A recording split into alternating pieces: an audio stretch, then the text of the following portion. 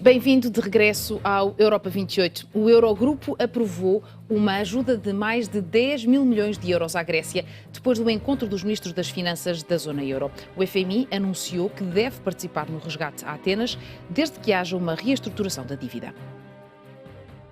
Os ministros da zona euro chegaram a acordo para disponibilizar um total de 10,3 mil milhões de euros para a Grécia no âmbito do terceiro resgate. Depois de 11 horas de reunião, os ministros decidiram que a primeira tranche de 7,5 mil milhões de euros chega ao país em junho e que os outros 2,8 mil milhões devem ser entregues depois do verão se os gregos cumprirem os compromissos assumidos. Em causa está a necessidade de medidas ao nível das pensões e privatizações e também nos setores bancário e energético. O dinheiro libertado deve ser usado para pagar contas pendentes e o serviço da dívida, já que a Grécia tem retornos significativos a fazer ao BCE e ao FMI. Depois do Eurogrupo, o Fundo Monetário Internacional anunciou que deve participar no resgate à Grécia, desde que haja sustentabilidade para reestruturar a dívida. O diretor da delegação do Fundo na Europa, Paul Thompson, sempre defendeu que a dívida grega é insustentável e que era preciso um alívio. Assim, os técnicos do FMI vão recomendar que o fundo integre o acordo financeiro com Atenas até ao final do ano. Joana, estamos aqui perante uma admissão, finalmente, de que a dívida grega não é sustentável. Pergunto-lhe se Portugal devia adotar esta boleia e aproveitar também para tentar, de alguma forma, reestruturar a sua própria dívida. Há muito tempo que isso é sabido, há muito tempo que se sabe que as dívidas nos níveis em questão são absolutamente insustentáveis. Estávamos aqui a comentar em off e é verdade, quer dizer, é ridículo quando a Troika empresta dinheiro à Grécia para a Grécia pagar emprestado aquilo que deve à Troika e no meio disto há juros que são apenas o lucro e que sai diretamente da austeridade e da pobreza que está a ser imposta ao povo grego. Quer dizer, isto leva-nos ao ridículo. São menores do que em Portugal os juros neste momento. Sim, mas isto leva-nos ao ridículo do que está em causa. E o que está em causa é a imposição de uma política e nada por outros meios, digamos assim, claro, que não apenas a pura disputa política. E eu ia dizer uma coisa há pouco, que nós temos que ser sérios neste debate e o branqueamento histórico que se está a fazer sobre como é que nós chegamos às políticas da austeridade não pode fazer caminho. Quer dizer, de repente, parece que toda a gente se esqueceu o que é que aconteceu em 2008. Tá. Em 2008, os bancos faliram. E os Estados meteram milhões e milhões e milhões públicos para salvar bancos. E foi esse o início da crise. Ninguém andou a viver as suas possibilidades a não ser os bancos. Isso foi o início da crise. Portanto, nós temos que lidar com este problema. Não vale a pena dizer que o problema das finanças públicas dos Estados é a preguiça dos portugueses. Porque isso é, além de ser ofensivo, é historicamente uma ficção. Agora, mas os bancos também prestavam dinheiro à economia, certo? Às empresas e aos particulares, certeza, mas em excesso e se calhar com condições de atribuição de créditos não muito correta. A história da crise do subprime mostra isso mesmo. Deixou-se os bancos fazer o que queriam. Desregulação. Sim, exatamente. Foi a desregulação dos bancos e o à vontade com que os bancos faziam aquilo que queriam e em grande parte continuam a fazer, que nos trouxe até aqui. Estamos todos nas mãos dos mercados financeiros, infelizmente.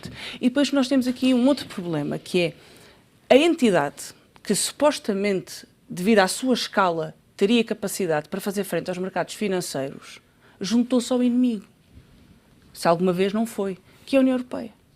A União Europeia, a integração europeia, que supostamente devia ser um instrumento dos povos para se defenderem da integração do capital, que já está há muito tempo integrada à escala global, quer dizer, aquilo que faz é proteger os mercados financeiros, proteger os interesses das grandes elites financeiras internacionais contra os povos.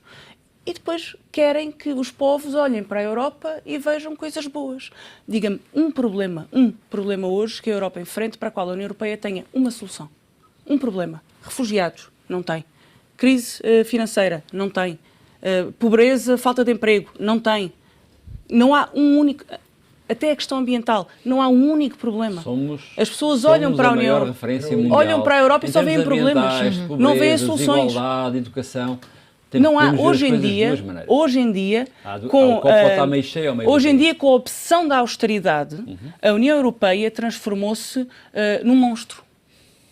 E é difícil olhar para a União Europeia e ver e esperar coisas boas, esperar soluções. Esse monstro é o melhor Esse tempo monstro do mundo. acabou. É um monstro, mas É é o melhor cobiçado. monstro do mundo. E E ela é a muitos países negação também da querem. própria Europa, porque a Europa pode ser um projeto político.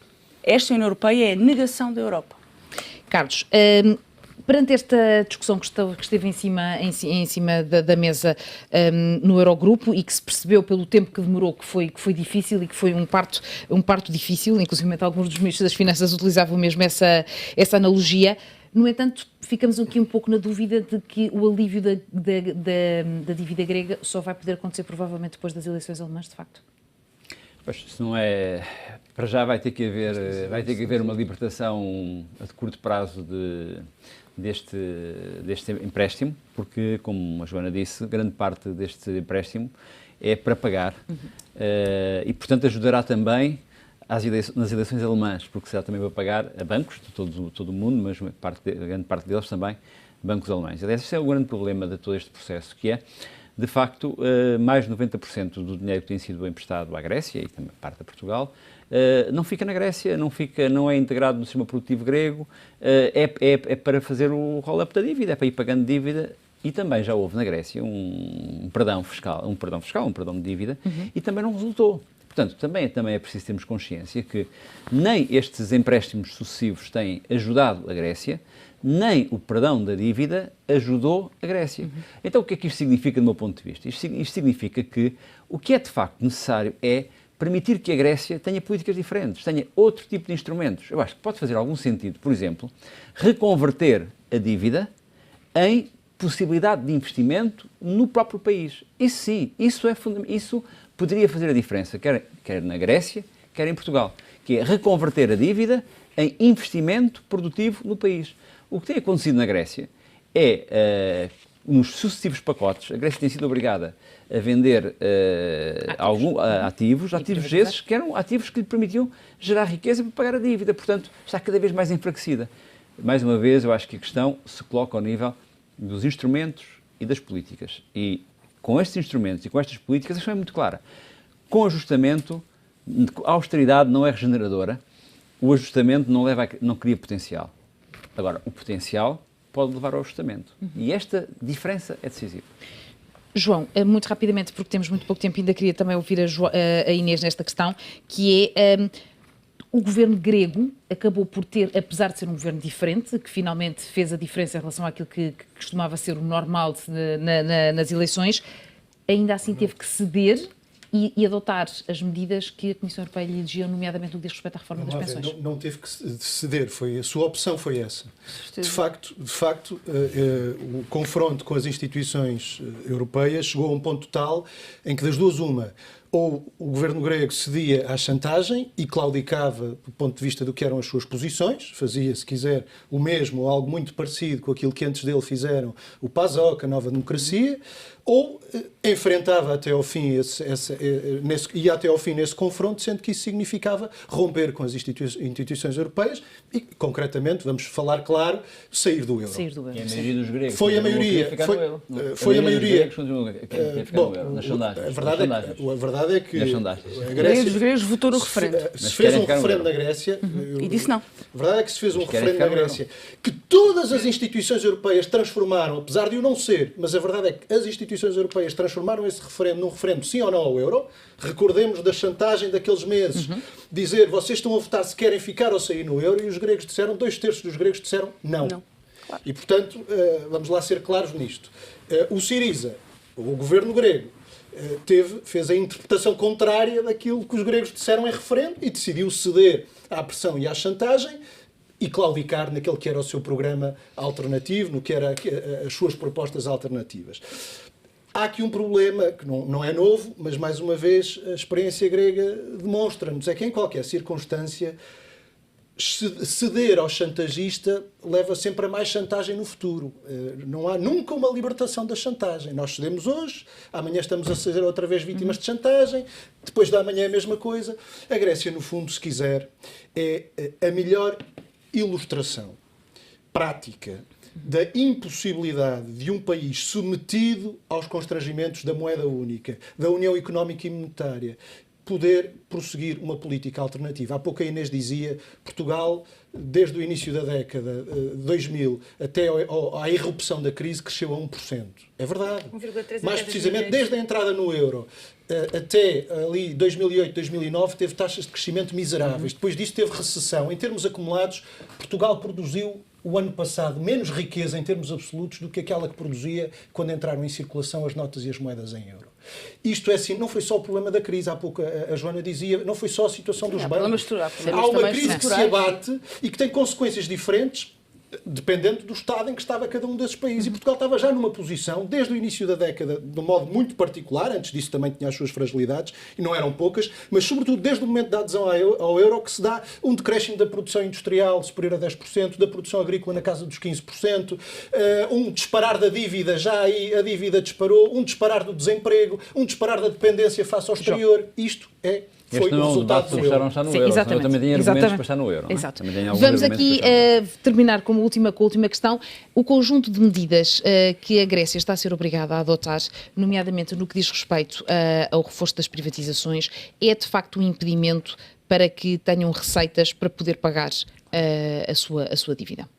Bom, a questão da Grécia, eu andava e voltava um bocadinho para trás, para percebermos um bocadinho o que é que aconteceu. E o João estava a referir há bocado o facto do governo do Syriza ter claudicado. E eu acho, e é verdade, claudicado, não sei se é a palavra, mas desistiu do processo ou da ideia que tinha em curso para o país e desistiu por um bom motivo, que foi achar que sair do euro era pior. A questão não era tanto os impedimentos que existem por haver constrangimentos, é que a Grécia preferiu estar com o constrangimento, manter o constrangimento do euro, do que a outra opção, que era uma opção que representava, na opinião do governo do Syriza, e eu não sei, eles terão estudado, que na opinião do governo do Syriza representava riscos demasiado grandes para serem corridos.